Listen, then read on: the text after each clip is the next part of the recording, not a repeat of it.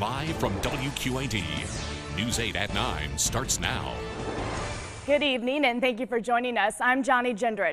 We begin tonight with the budget battle in Illinois. The state is starting the new year with an old problem. Lawmakers could not agree on a budget, so funding for state agencies is once again up in the air.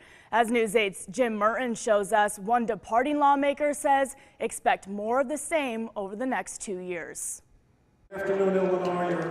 If you think Illinois state government has achieved little in its last session, you're not alone. It's a view shared by a lawmaker who was in Springfield during it all. The past 2 years has been a complete failure on the part of government in Illinois, and I think the next 2 years is going to be a lot more of the same.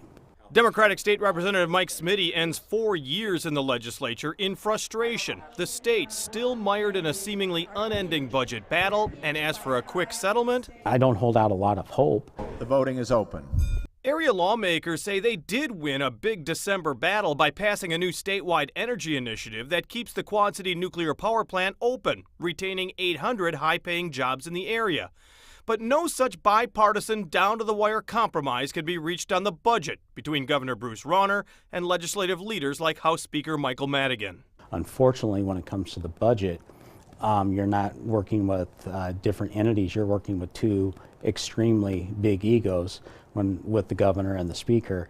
And Representative Smitty puts the lion's share of the blame at the feet of those two people. And it's now an ego trip on who's going to win, the governor or the speaker.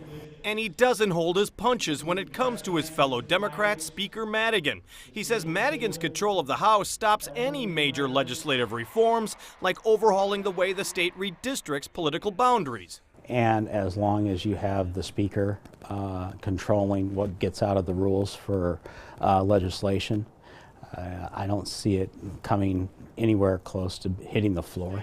And as for term limits, forget about it. It's not about getting rid of your local legislators. It's all geared towards getting rid of Speaker Madigan. And in some respects, I don't think that's a bad idea. I think he's kind of outlived his usefulness in Springfield. Jim Mertens, WQAD News 8.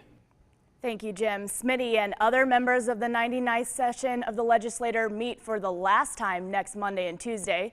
After that, freshman Republican Tony McCombie will be sworn into office. The former mayor of Savannah beat Smitty in November's election. Democrats will be at a disadvantage in the new Iowa legislative session next week as Republicans now control Iowa's upper chamber. Republicans took control of both the Senate and the House after November's election. Joining the Democrats is Clinton County State Senator Rita Hart, who's taking over a leadership role in the Senate's Democratic caucus. Senator Hart thinks voters sent Democrats a message in November about a weak economy. When people are struggling, when they're struggling to find jobs that pay well enough to pay the bills and to encourage their finances in a way that helps them to do a good job of providing for their families, then there's some unrest and they want to change.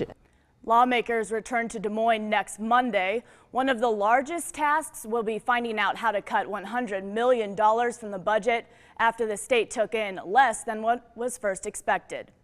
Some counties in Iowa are seeing a minimum wage increase for the new year. Lynn, Johnson, and Wapello counties' higher wages are already in effect. Polk County will raise theirs in April.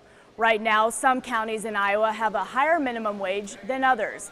That's because counties can choose how much to pay employees.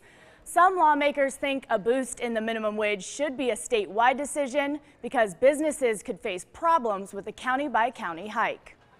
The counties that can't afford, or however that works out, to pay minimum wage, or the same as everyone else, nobody's going to want to work there. They're going to want to travel and go to counties where they can make more money hourly.